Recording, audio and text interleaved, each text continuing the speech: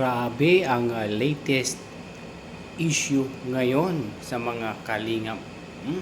Kasi ah, may ah, may mga bagong dating na mga issues, no, tungkol po doon sa mga mula sa mga sponsors po ito na why na nalalamangan ngayon ni Daddy Frankie ang Kalingap charity dahil po ay bawas na po ang nagtitiwala sa mga Kalingap founder nito punto por punto.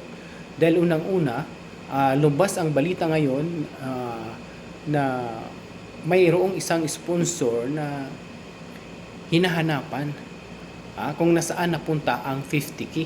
So alam daw ito ng asawa ni Val Matubang na si Ma'am Edna.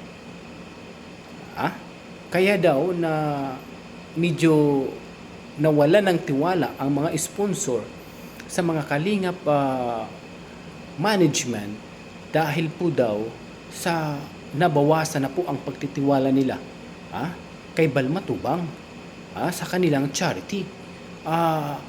Ayon pa sa source ng issue, mas marami daw ang nabubulsa ng management ng Kalingap kaysa magbigay tulong sa mga dapat bigyan ng tulong.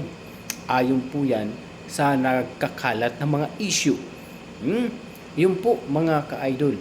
So why na marami din nagtaka kung bakit maraming mga datihang vlogger na sumusuporta kay Val Matubang, even the Kalingap Rab, na nag-aalisan dahil po sa mga sponsor.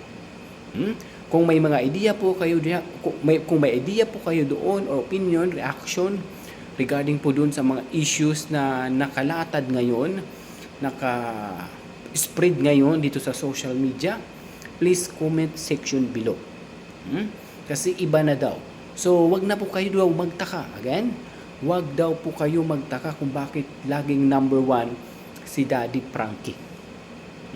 Ang kanyang charity dahil nakikita at napapansin daw ng mga sponsor nito na legit na tumulong sa mga dapat tulungan.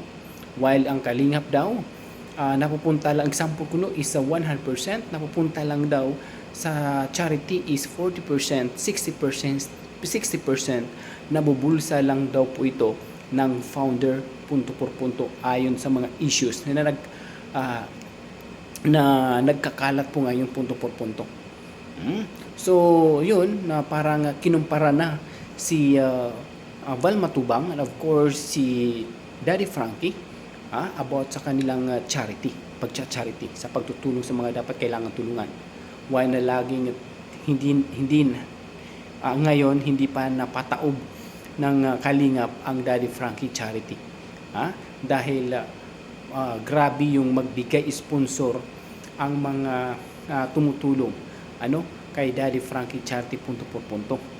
Kaya yun, kapag saan daw sila nagbase? Kuya SB, saan sila nagbase? Kung bakit nalaman, kung bakit napagtantuhan ng karamihan. Dahil may mga sponsors nagsasalita sa iba't ibang vlogger na may nahanap silang kwarta, pera. Na alam naman ni Edna daw, ang asawa ni Val Matubang, bakit Dedma? Nasaan ang napunta ang pera? Yung po doon yung katanungan ng karamihan. Saan nilagay ng management or ni Edna? Kasi alam niya daw itong 50,000. Ngayon, kung naitulong ba ito or binulsa lang? Yung po doon. So, ngayon, grabe yung pag-angat ng ating isang inidulo din na charity vlogger na si Daddy Frankie. Na siya ang laging top 1. Dati ang laging top 1 si Kalingap Rab.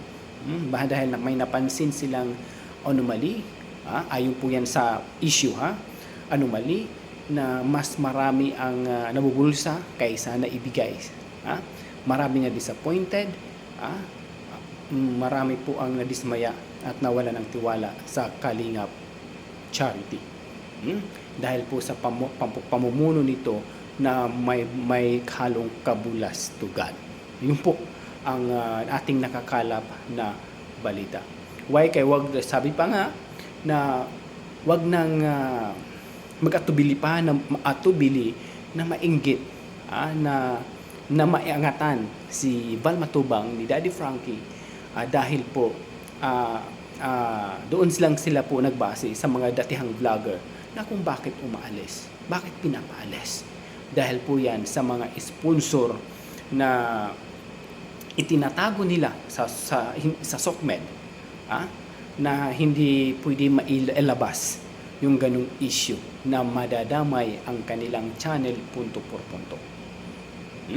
Kagabi may napanood naman si Kuya SAB regarding po doon na grabe nung mga banat nila.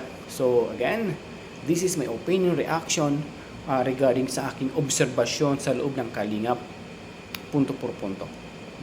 May nahanap lang ang isang sponsor kung nasaan napunta ang kanyang pera. So alam naman daw to ng asawa ni Val Matubang na si Edna. Nasaan?